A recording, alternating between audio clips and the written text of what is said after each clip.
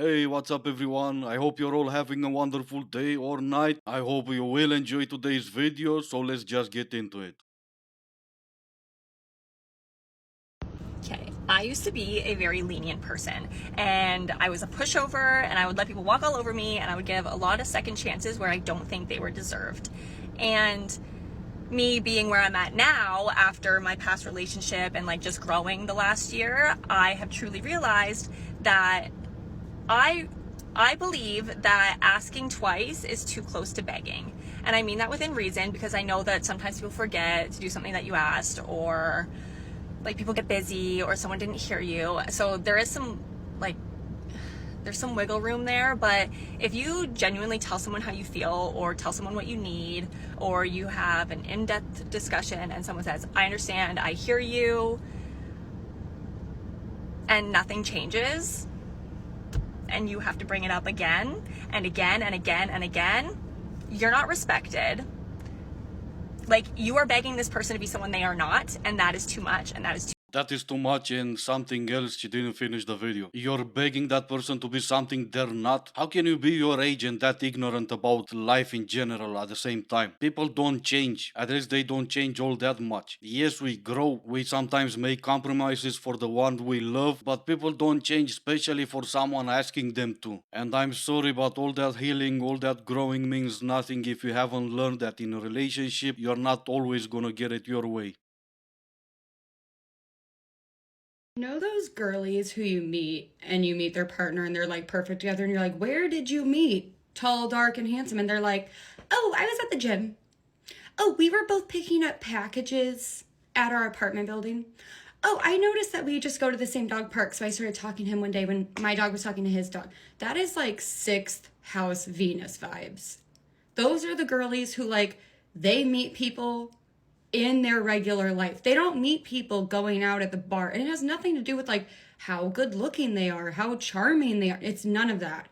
It's that they look for that practical, everyday, kind of mundane love that like blossoms in the ordinary. And so they're always going to find a partner who is already in the same sphere that they're operating in because it just makes sense. Nothing you said in this video makes sense, but sure, I'll pretend you're right. If it's that easy, if it makes that much sense, move into the same house they live in, the Venus house or something. And it's that easy, apparently. Even if you don't know the address, ask them. It's easier to believe that it has something to do with a Venus house when you can just be normal. Normal people meet normal people, and yeah, it might seem like an ordinary love to you, but hey, they're happy. I don't know what type of love you're looking for, but hey, Mercury retrograde is always just around the corner. Girls know girls who know girls who know girls that will find out what you do. I did one of your friends. Isn't it easier to ask me instead of going to girl who knows girls who knows girls? Okay, let's see now. Taking a 2 month break from Bumble only to download it again and see all the same men from before. You do know they're thinking the same way about you, right? At least you should appreciate their consistency. They're on there day by day. They're not deleting the app only to install it 2 months later. Who knew that the only change you make is deleting and reinstalling the app is gonna not change anything? It's still gonna be the same app with the same users. I'm here to tell you, they always come back. They always come back, okay? Whether it's tomorrow, a week from now, a month from now, a year from now, they come back. I went out with this guy and he ghosted me. And then a week later, he texts me this big old, I'm so sorry. I just felt like you were wanting more. I'm not at that point in my life, yada, yada, yada. I didn't reply because, like, you could have told me that straight up and we could have just skipped the date entirely, you know? Like, I could have just done something else with my night. Um, haven't spoken to him, and he just texted me and said, hey, what are you up to tonight? Yeah. Yeah. So, they're gonna come back. Okay? They'll come back. Yeah, no, but what was your reply though? Because you made no point. The argument on TikTok is your exes always come back, not some guy who went on a date. Going to a place you've never been before doesn't mean you're going back. That's him trying to get something quick. He already told you he's not looking for anything. No man can ever, ever, ever provide a feeling that even comes close to being able to climb into your bed every single night with your integrity and your morals intact, a tribe of people for a support system, a clear conscience, and knowing that you did everything you could that day to make yourself proud and fill your own cup. And nobody gonna tell me otherwise. Except I will. You can have all that, you can still climb into bed with your morals and your integrity intact. Even if you're climbing to bed next to a man, you can still have your support system even if you're with a man. And it might be a better feeling if you're climbing into bed and someone else is gonna tell you, all that you did today, all that you achieved today, I'm proud of you. Or you can have your cat go meow. I just did something very bad. Well, good, but yeah. Nah, don't worry, princess. Give it a day or two and you'll be able to sit once again.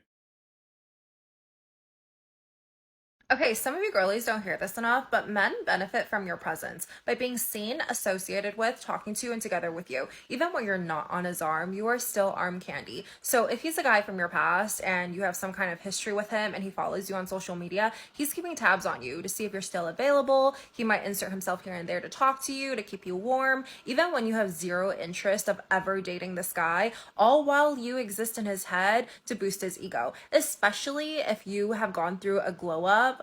Oh, I used to know this girl. Oh, I used to date her. Oh, we used to talk. Oh, we used to party together. And when you start dating someone new, he for sure will slip into your DMs, not because he's curious about you, but he wants to know if he's better than the guy you're currently dating. He's looking for another ego boost. Don't let these guys keep tabs on you and siphon your energy. Block and delete. Why entertain him for free? Even if you're a girly who maintains a roster, let that roster be filled with guys who actually meet your standards. She's actually proud of herself. How do you say roster and standards in the same sentence? What are those standards exact? Sleeping with 4 guys at the same time? Yeah, don't get me wrong. If that doesn't make you a princess, nothing will. Your arm candy, even if we're not together? I don't think you thought this through. Oh, this is how men think. Let me tell you how men think. If we were never that serious, if I was part of your roster, I'm gonna forget your name in less than a week. In fact, you know what? Scratch all that. It doesn't matter. I don't think you have any idea what arm candy is. Okay, women, I'm going to need you to listen up because I'm about to give you the secret to communicating with men in order to get what you need. We tend to do this very badly as women because we ask for what we need, but then we also have in our minds the solution already. So we kind of push and pull and mold until we get around to the point that we want, thereby taking away any ability for anybody else to solve a problem for us. What you're going to do is this. You are going to clearly, and I mean clearly, articulate your need and give him a what and a why. So, for example, you could say, my love language is gifts, or I would like us to spend more time together on the weekends. After that, I don't want you to do anything. A man needs time to marinate and to think before he comes up with a solution by himself. In that time, you are doing nothing. You're just waiting for him to come back to you and give you a solution. A man who cares for you will want to do whatever he needs to do to make you happy. So when he comes back, all you need to do is observe. And if he fumbles the bag, he fumbles the bag. I still have no idea what that means, but sure, I'm not even gonna bother to look that up. I'm gonna take your word for it. I'm either gonna fumble the bag or not fumble the bag. Whichever is the right one or I care less about. But still, I learn new things every day. I never knew that I need time to marinate. I always thought about me to be a quick thinker. Your love language is gifts? Awesome. You always claim to be loving yourself on TikTok, so go buy yourself gifts. We like to do things to make the ones we care about happy happy? Absolutely. But like I said earlier in the video, that entire relationship is not only to have things done your way. You might want to reciprocate some effort, otherwise you'll post TikToks thinking men need to marinate. Hey man, you good? I just found out my wife ran off with my best friend. Oh, geez, I'm sorry. I'm really gonna miss him. Well, keep your hopes up, who knows? Maybe you'll get him back sooner than expected. Anyway, this is gonna be it for today. As always, I do hope you enjoyed the video. If you didn't, I still appreciate you for making it this far. Thank you all so much for watching. Stay safe, and I will see you in the next one.